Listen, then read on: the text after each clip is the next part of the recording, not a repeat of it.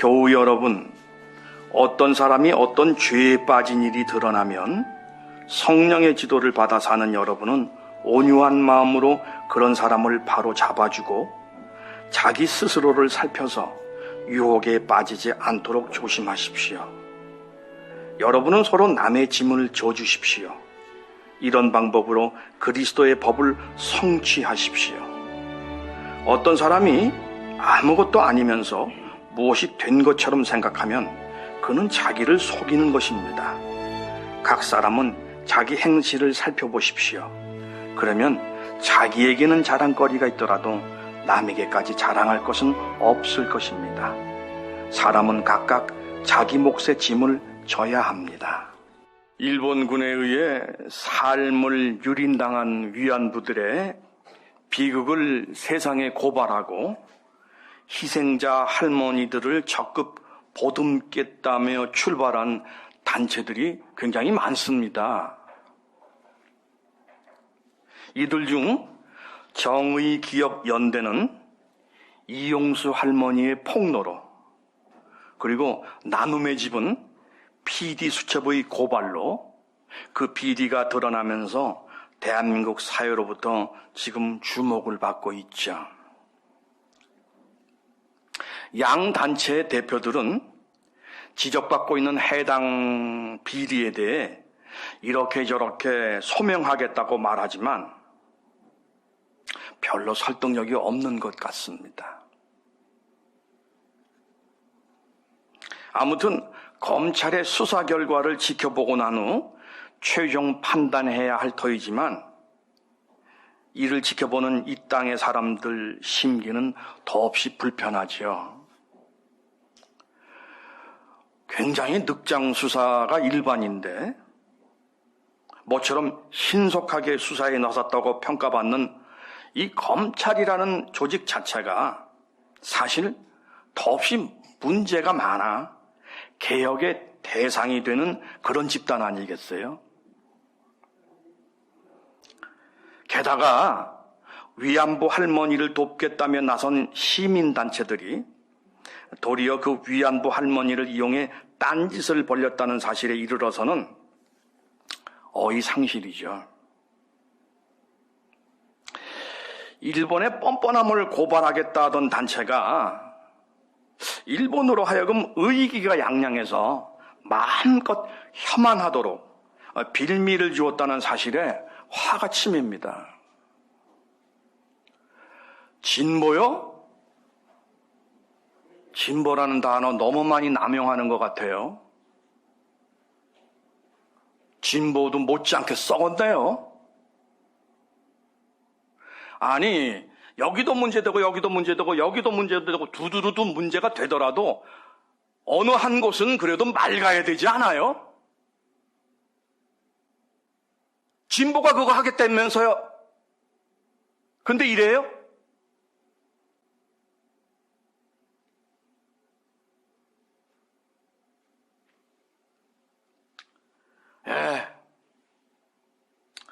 이 땅의 사이비 보수 언론의 최근 작태 여전히 구토가 나옵니다. 사실 이 나라 사이비 보수들은 지금껏 위안부 문제에 대해 남의 일 보듯 무심했던 친일 성향의 집단들이잖아요. 그런데 조선일보를 비롯한 이 집단들이 보여주는 요즘의 행태를 좀 보십시오. 그 누구보다도 위안부 할머니 위하는 것처럼 처신하고 있죠. 정말로 하는 짓이 가증합니다. 어쨌든 코로나19 사태로 인해 그렇지 않아도 살아가는 게 힘든 이 땅의 사람들에게는 이 모든 일들이 더 힘들게 만드는 거예요. 더 피곤해요. 그런데 이렇게 생각을 해 나가다가 이번 저는 갑자기 두려워졌습니다.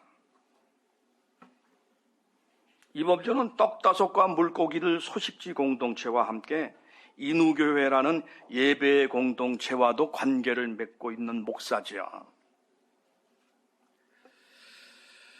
근데 지금 언급한 이 두 공동체에서 이범전은 과연 사감과 담임 목사로서 걸맞게 처신해왔는지 스스로 자문해 봅니다.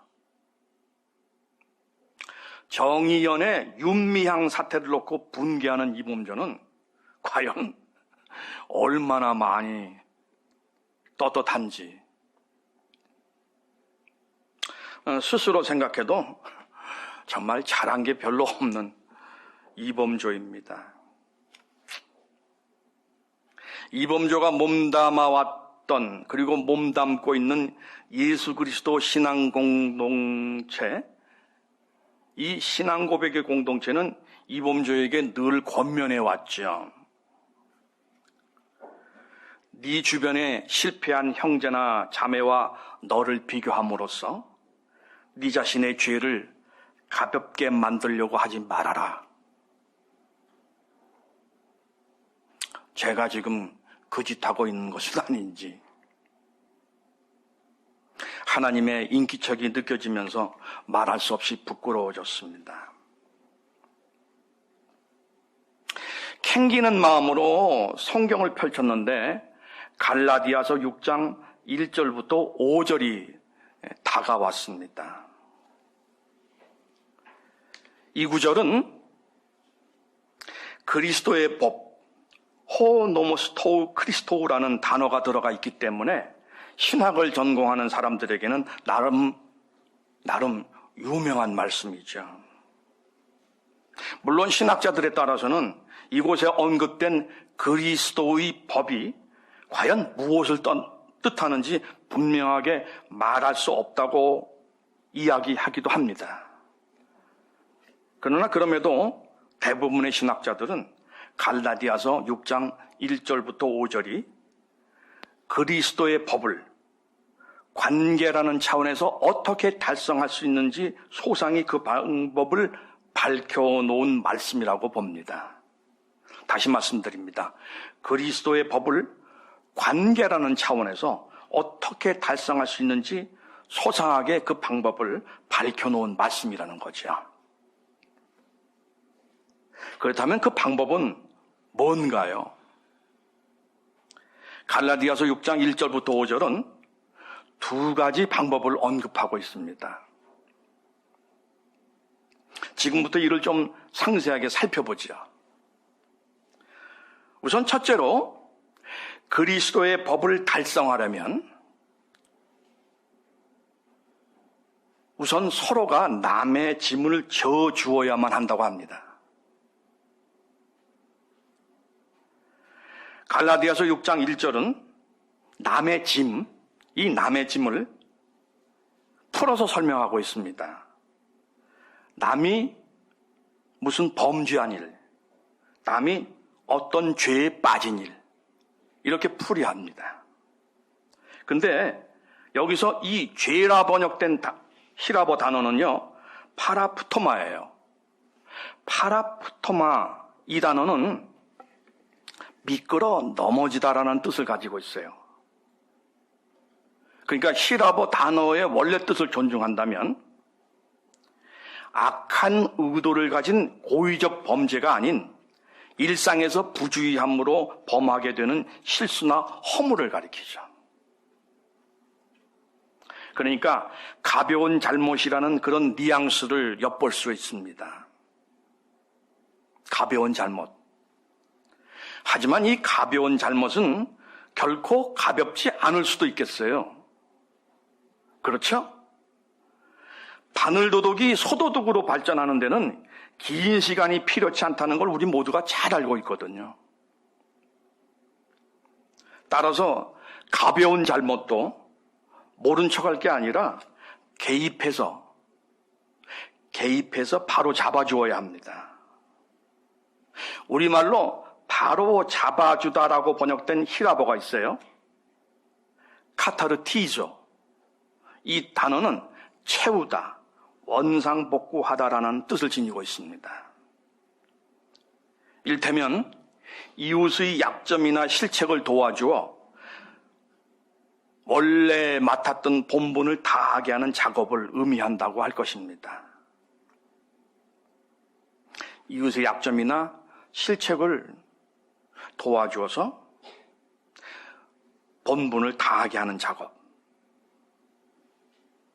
근데 이 작업이 쉬운가요? 쉽지 않죠. 말할 수 없이 어렵습니다. 머리가 둔한 이범조는 목회하면서 비로소 알게 됐어요. 누가 칭찬하는 일이 어렵다고 그랬죠? 칭찬하는 일 너무도 쉽습니다. 목회해보면 알아요. 사람들이 칭찬 싫어하지 않거든요. 칭찬하는 일 하나도 안 어렵습니다. 게다가 칭찬은 상대방을 존중하는 게 아니라 내 쪽에서 의도를 가지고 상대를 다루는 양상으로 쉽게 변질되죠.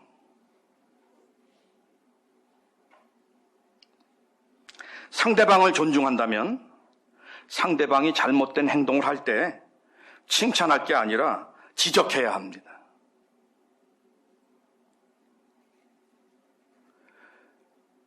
지적. 이거 어렵죠.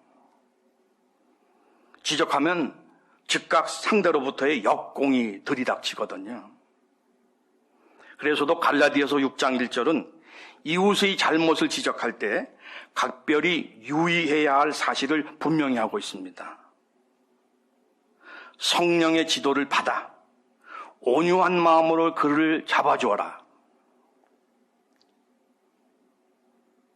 이 때문에도 목사들은 교인을 지적하거나 권면할 때 먼저 간절히 기도하게 됩니다. 간절히 기도하고 상대를 만나죠. 그리고는 더없이 온화한 어조로, 정말 더없이 온화한 어조로 말하기 마련입니다.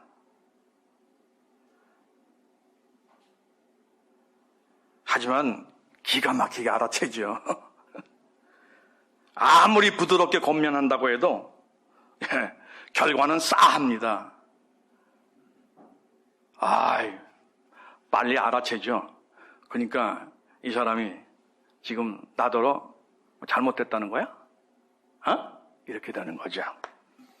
결국 교회에서 다시는 그 교우를 만날 수 없게 되기가 십상입니다. 저는 인후교회까지 합쳐서 개척만 3번 한 목사거든요. 그러니까 교인 한 사람 한 사람이 그러다 보니까 교인을 안달하게 되더라고. 비유 맞추느라고. 잘못했죠. 잘못했죠. 야단을 쳐야 될 일을 칭찬하면서 어떻게 잡아보려고. 그랬더니 한껏 교만한 상태로 떠나가더라고요. 이범조가 뭐 한 거예요, 그러니까? 우리 교회 안 나와도 좋아. 내가 굶어 죽어도 좋아. 근데 당신 말이야, 하나님으로부터 들어야 될 꾸지람은 듣고 가. 이래야 됐는데 저 번번이 그거 못했어요.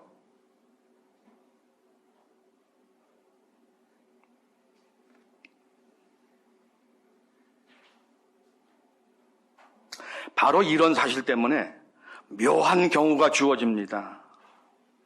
앞에서 이미 말한 것처럼 이웃의 짐, 그러니까 이웃이 범한 잘못은 큰 죄라고 할 것도 없는 실수나 실책 정도예요. 살인을 했겠습니까? 매국을 했겠습니까? 굳이 죄라는 용어를 사용하려 한다면 그냥 가벼운 죄라고 할 것입니다. 그러나 이 짐을 말입니다. 나누어지려고 할 경우, 그러니까 진심 어린 지적을 하려고 들면 엄청 어려워지죠. 이런 점에서 내가 짊어지려는 이웃의 짐은 큰 짐이 됩니다. 본인에게는 작은 짐이지만 그걸 짊어지려고 하는 이웃에게는 큰 짐이 된다는 말이죠. 한글로 남의 짐이라 번역된 히라보 바로스는 짊어지면 푹 무릎이 내려가는 무거운 짐을 뜻합니다. 그러나 그렇다고 이 짐을 회피할 수는 없죠. 예수쟁이인 우리는 어쨌든 그리스도의 법을 이루어야만 하니까. 사태를 꼬이게 만든다고 이웃의 짐, 그러니까 이웃에게 진정 어린 조언을 함으로 어려움을 겪게 되는 일을 회피하려고 하면 성실한 신앙이라 할 수 없겠죠.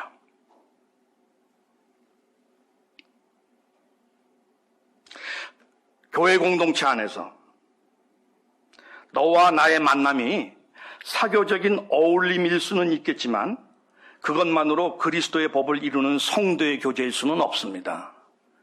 성도의 교제는 묵직한 단어예요.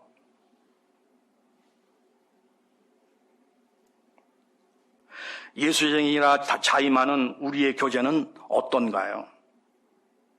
그냥 좋게 좋은 말로만 넘어가는 피상적인 교제인가?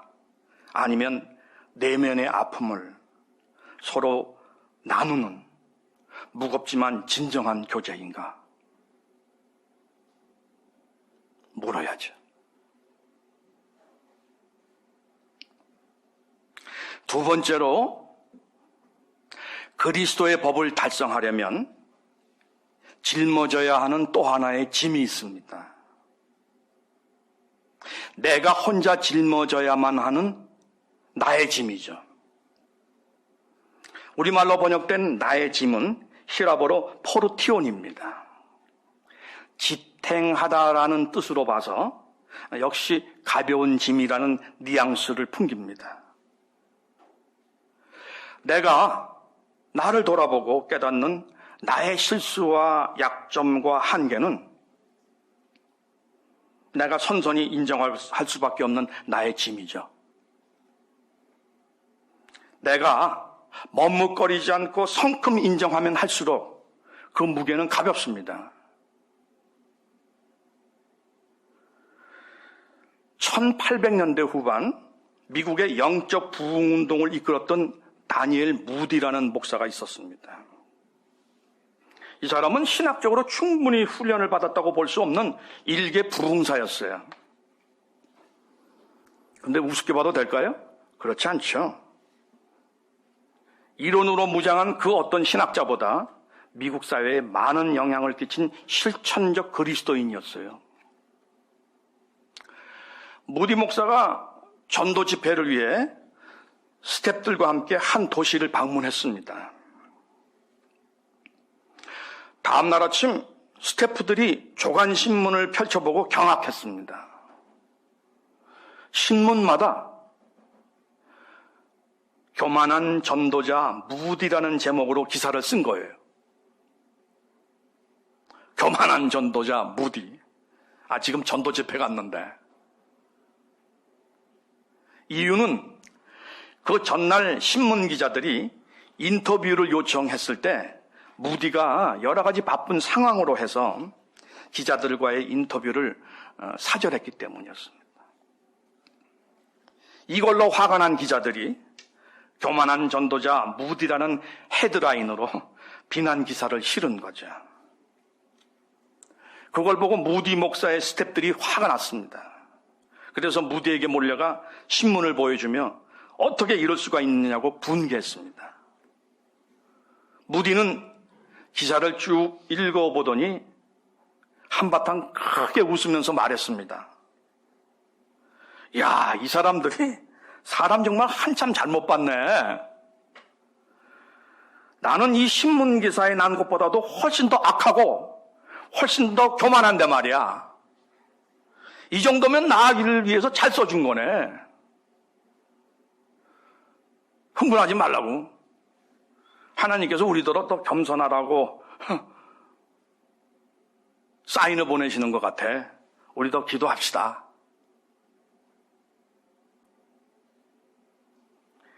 무디에게서 우리는 자기의 짐을 머뭇거림 없이 흔쾌히 짊어지는 멋진 그리스도인을 보게 됩니다.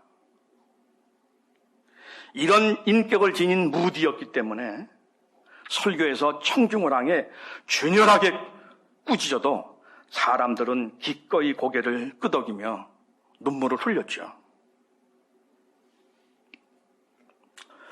자신의 한계를 돌아보지 못하는 사람은 이웃의 한계를 지적할 입장이 되지 못하죠. 그리고 여기서 우리는 남의 짐과 내 짐에는 상관관계가 있다는 것을 알아차리게 됩니다. 복습하죠. 갈라디아서 6장 1절부터 5절에서 우리는 두 종류의 짐이 있는 것을 봤습니다. 바로스는 너의 짐이죠. 포르티오는 나의 짐입니다. 근데요, 포르티온, 그러니까 나의 짐을 내가 지려고 하지 않으면 나의 짐은 결국 이웃에게 덤터기를 씌우는 남의 짐이 됩니다. 그렇잖아요. 자기 행실을 살피지 않는 사람은 이웃에게 피해를 주게 돼 있어요. 더구나 이런 사람이 이웃의 짐을 나누어지겠다며 천방지축 나르면 이거는 심각하지요. 이건 심각합니다. 우리는 지금 정의연의 윤미향과 조선일보를 비롯한 사이비 보수 언론 그리고 검찰의 행태를 통해서 이를 확인할 수 있죠. 근데 여기에 진보도 또 끼어드네.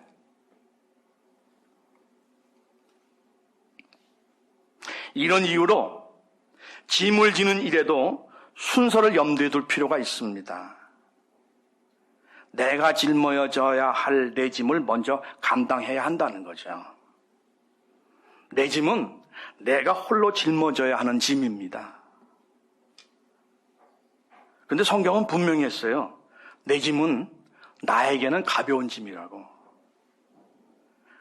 그러나 내가 짊어져야 함에도 방치한 내 짐은 이웃에게는 무거운 짐으로 짊어지고지겠죠. 우리는 명심해야 합니다. 포르티온, 내 짐이 쉽게 바로스, 너의 짐으로 전화한다는 사실을 명심해야 합니다. 근데 이 지점에서 꼭 짚고 넘어가야 할 사실이 있죠. 그럴싸한 신앙적 보신주의가 바로 그것입니다. 신앙적 보신주의. 바로 마태복음 7장 7절의 예수님 말씀을 기계적으로 수용하는 태도를 두고 말하는 거죠. 너희가 심판받지 않으려거든 남을 심판하지 말아라. 이 말씀을 존중한다면서 남을 비판하는 일체를 죄로 간주하는 예수쟁이들 되게 많아요. 우리 집에도 있죠. 우리 집사람. 여보, 그만 비판해.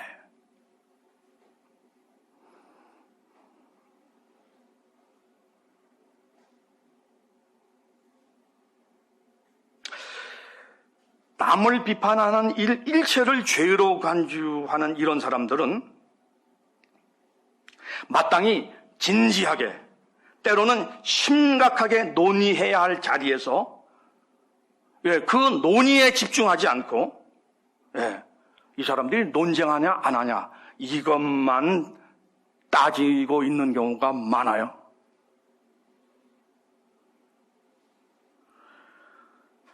그래서 논의의 자리가 심각해진다 싶으면 이후에 그곳에 모인 사람들에게 지적하죠. 비판하지 말라고, 비판하지 말라고.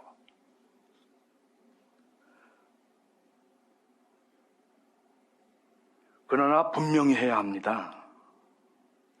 이 경우 비판하지 말라는 사람의 말 역시도 비판이거든요. 비판하지 마. 이 언명도 비판의 과정을 거친 말이에요. 여러분, 비판이 없으면요, 아무것도 되지 않습니다. 우리가 그토록이나 강조하는 회개도 자기를 비판해야 돼요. 그래야 회개가 되는 거예요. 교회의 갱신, 그것도 비판을 해야만 갱신이 되는 거예요.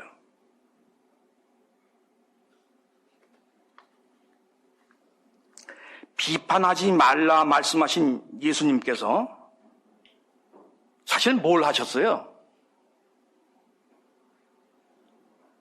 사제와 율법학자 그리고 바리새인을 엄히 꾸짖으신 것이 복음서의 대부분의 내용이에요. 이게 안 보여요? 따라서 예수님은 비판 자체를 금지하신 게 아니라 비판이 건강한 양상을 상실하는 경우를 경계하셨다고 볼 수 있습니다. 다시 말해 내짐, 그 포르티온도 책임지지 못하면서 그래가지고 내 짐을 짊어지지 못해 이웃에게 대신 짊어지게 만들면서 이웃을 향해 뭐라 이래저리 나대는 행동하는 거, 그걸 경계하신 거죠. 마태복음 7장 3절부터 5절에서의 예수님의 그림 언어라 그러죠. 이 그림 언어 엄청 선명합니다. 여러분 잘 아시는 내용이에요. 어찌해서 너는 남의 눈 속에 있는 티는 보면서 네 눈 속에 있는 들보는 깨닫지 못하느냐.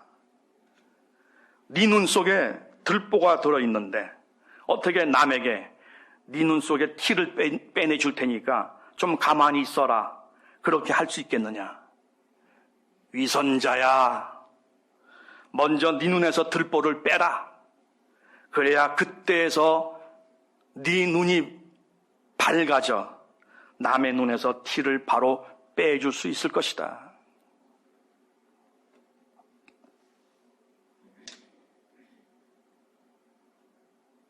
(1945년) 성금요일에 라벤스부르크라는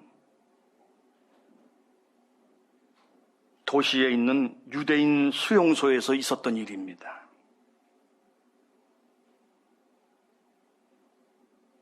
그날 92,000명의 여인들과 아이들이 가스실에서 죽임을 당했죠. 여인들이 두 줄로 서 있었는데 한쪽은 가스실로 가는 줄, 다른 한쪽은 그것을 면한 줄이었어요. 가스실로 가는 줄에 서 있던 한 여인이 죽음의 공포로 인해 아주 히스테리컬하게 울고 있었어요. 그때 가스실로 가지 않는 줄에 서 있던 한 여인이 걸어나와 수용소장에게 양해를 구합니다. 그리고는 그 히스테리컬하게 울고 있는 여인에게 다가가서 말하지요. 괜찮아요. 괜찮아요. 제가 대신 당신 자리와 바꿀게요. 엘리자베스 필렌코는 남러시아의 부유한 농부의 딸이었습니다. 신앙이 좋았던 엘리자베스는 수녀로서 가난한 자들을 위해 헌신했죠. 수도원에 유대인을 숨겨주었다가 그만 발각나 체포돼서 라벤스부르크 수용소로 붙잡혀왔습니다. 그리고 유대인 여자를 대신해 가스실로 향했죠. 천주교에서는 엘리자베스를 두고 마더 마리아라고 부릅니다. 내짐, 포르티온을 감당했던 엘리자베스는 남의 짐, 바로스를 감당하는 예수의 참된 제자의 길을 걸어간 거죠. 기도드리겠습니다.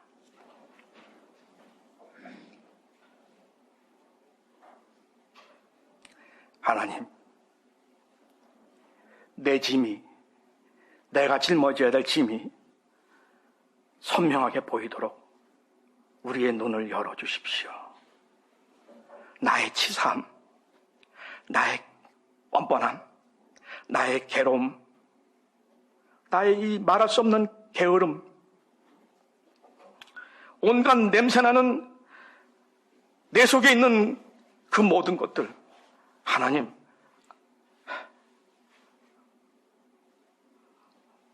정면으로 응시하는 저희들 되게 해주십시오. 그리고 거기서 끝나는 게 아니라 이웃의 짐도 또한 기꺼이 짊어지려 하는 저희들 되게 주시옵소서. 우리 주님 예수 그리스도 이름 받들어 아버지 하나님께 기도드렸습니다. 아멘.